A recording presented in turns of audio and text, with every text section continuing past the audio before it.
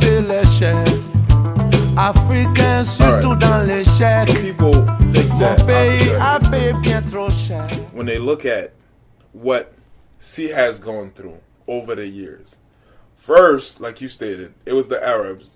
Once we came in contact with them, due to our kindness, because when you go to Africa, the hospitality is is amazing. They enslaved us for hundreds of years. Then after that, the Europeans came. They enslaved us, right? And that has gone by. Now, anywhere in the world, the darker you are, the more mistreated you will be. It doesn't matter if you're in India, China, any other place in the world. If you're somehow connected to this continent, you will be mistreated, and nothing will come out of it. So when I see things like that, and I understand why people say the continent is cursed, although I don't agree with the ideology. What do you got to say about that? Well, you see, first of all, I think Africa is a great continent, and Africans are good people, right? We can be cursed because it's not Africans who crucified Jesus. We didn't crucify Jesus. Yeah, we didn't. Yeah. So Africans didn't crucify Jesus, and Africans didn't chase the Prophet Muhammad ﷺ from Mecca all the way through the desert. We didn't do that. In matter of fact, we received the Prophet's delegation in Africa, which is now, I will call it Abyssinia, which is now Ethiopia. Ethiopia, yeah. So Africans welcome the Prophet in Africa. And actually, which they don't tell you, there's some soldiers, Africans, that fought alongside their delegation to help him. So Africa can be cursed. We didn't crucify Jesus. We didn't chase the Prophet Muhammad. So why should we be taking the blame, the curse of the world? No, I don't believe in that. I think that Africa couldn't be cursed with all the blessings that God has given to Africa. Look at, you want to make a car, you're going to need Africa. You want to make whatever you want to do, you're going to need Africa. Your cell phone that you have, the coltan that's in it, 60% almost is a mine in the Congo alone. If you check, you're going to find a coltan in many other African countries. Right? The bauxite, the copper, the uranium, you name. So much that Africa has. So Africa is now cursed. I think the curse probably that you can probably think of, which is like probably a self-made curse, is a leadership. We have the curse of leadership, and these so-called folks that came in the 1900s, those are people I can say there's a one probably had to be, if the curse has to be reversed, if it's a so quote-unquote curse, it has to be them. But I think those type of curse is a curse we gather for ourselves because greed and no patriotism, right? There's no patriotism, no pride, right, on those folks. They're not Pan-Africans. They're not like the Nkrumahs. They're not like the Sekutures, the Pastor Lumas. They're not like those. Thomas Sankara. They're not like those. They're folks that live in Africa, work in Africa, but their spirit is in Europe. Because, example, that's where their money is invested. Yeah. Right? So, this is not a curse. But if it's a curse, this curse is going to be reversed soon. Because it's going to be reversed because technology is changing the world now. Look at the agitation that's going around the world.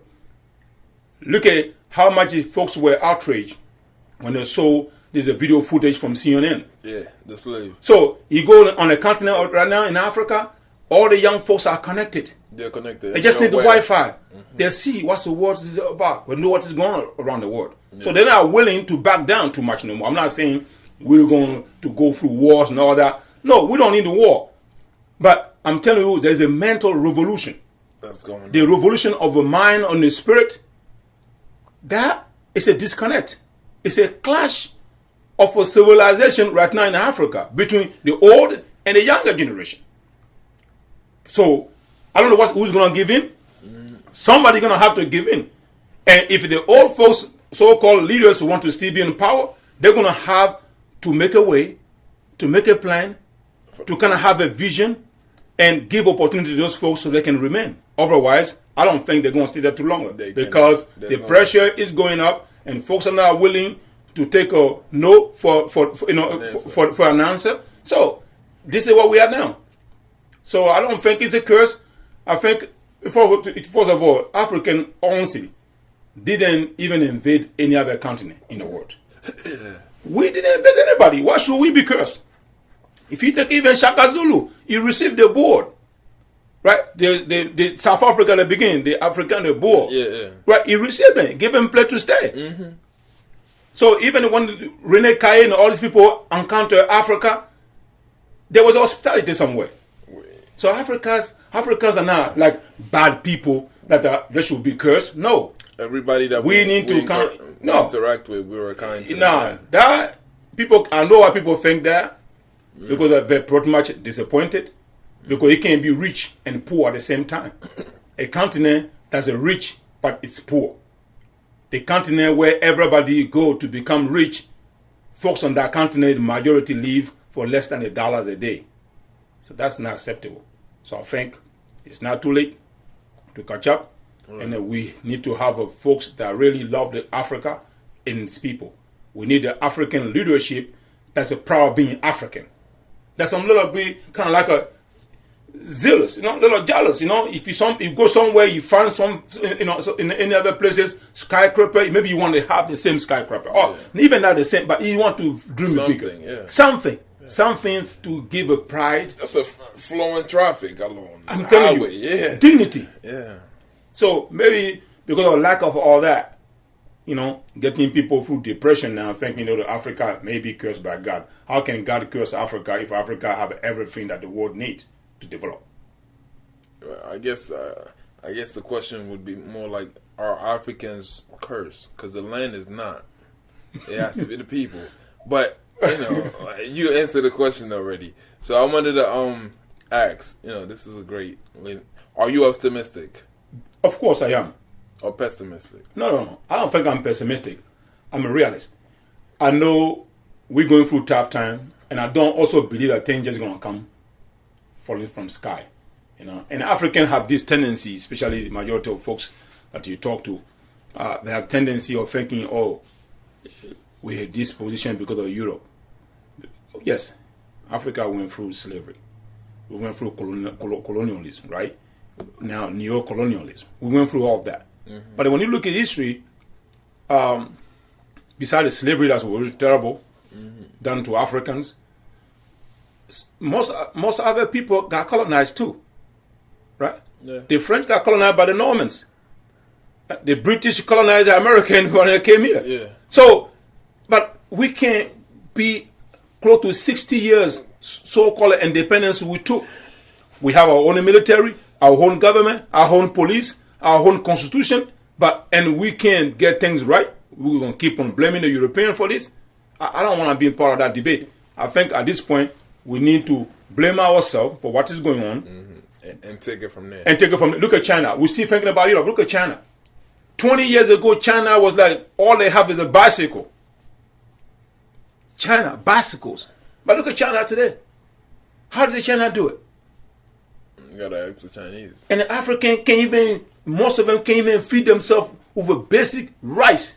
Green land, green forest can't have enough food. You have to wait for Asian, like a country like a Vietnam, that was even bombarded back in the day, to feed you. Japan, a seismic area, small country had to feed some African country. I don't think something that's fair. I think something doesn't add up. We need something doesn't have, and I think people need to really kind of like sit down and critically think and assessment. You see, most of the leaders, even for all the respect I have for them, nobody forced anyone to be president. They need to know that, because I have this tendency of thinking, okay, we need a president in Africa, or it's like you're doing people a favor. No, honestly, it's like, okay, I'm doing them a favor. No! This is Un couplet pour dénoncer les chefs africains, surtout dans l'échec. Mon pays a